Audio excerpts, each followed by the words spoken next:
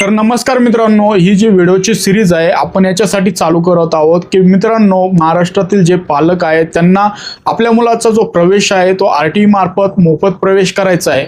आता याच्या रिलेटेड प्रत्येक ज्या अपडेट आहेत आपल्या इंस्टाग्राम पेजवरती आणि यूट्यूब चॅनलवरती येत राहणार आहे। आजची अपडेट काय आलेली आहे ती मी तुम्हाला पुढे सांगणार आहे। त्या अगोदर आपल्या इंस्टाग्राम पेजला फॉलो करून यूट्यूब चॅनलला सबस्क्राइब करून ठेवा।